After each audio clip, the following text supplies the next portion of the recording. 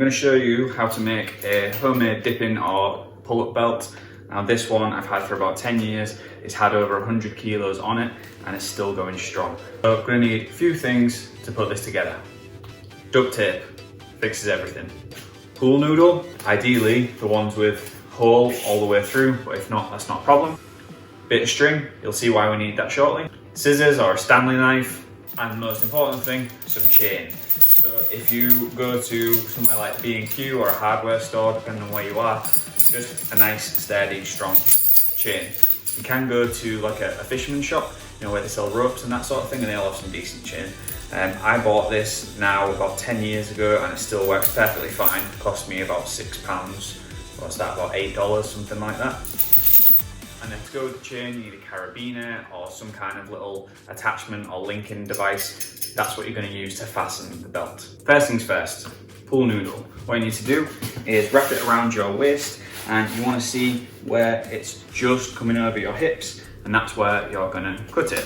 So using your scissors or Stanley knife, you're going to cut the pool noodle there and then move on to the next step. So this next step is where there's a little bit of variation between two different ways of doing it.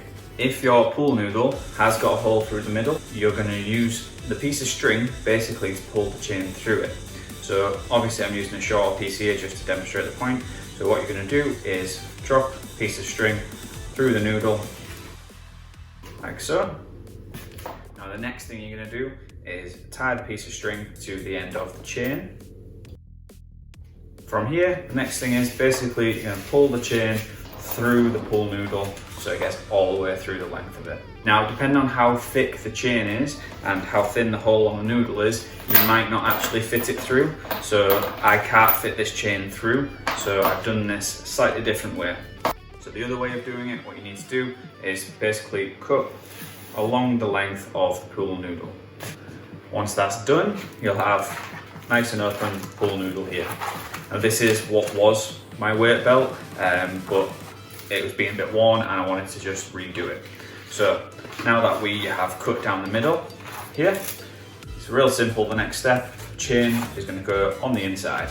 All you're going to do is line the chain up on the inside, make sure that some of the chain hangs out each side, because that's what you're going to use to connect the weight and to attach the chain together. So you've got the chain inside of the pool noodle. Now the next thing is using the duct tape.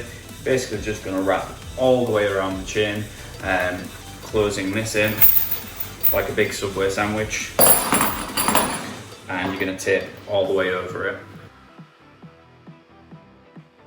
it. That's it.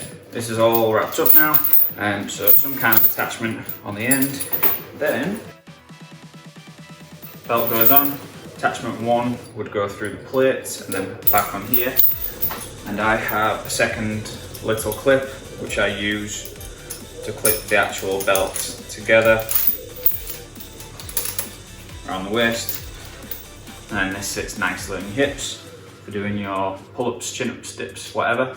So this is it. That's the dead simple, cheap way of making a pull-up or dip belt.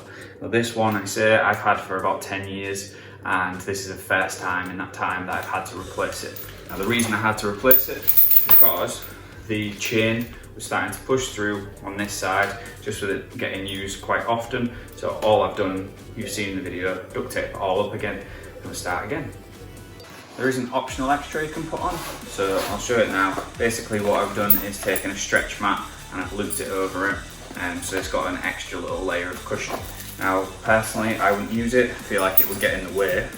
Some of our clients, they're doing things like belt squats, or if they're just not used to having weights and whatnot on their hips, this is a nice way to add a little bit of extra cushion so that there's less of that weight rubbing on your skin. It makes it a little bit more comfortable, and the good thing about it is it's not fixed, so this now can be pulled on and off, just a little sleeve, make it a bit more comfortable depending on who's doing what, and that's it. Thank you for watching. More videos to come.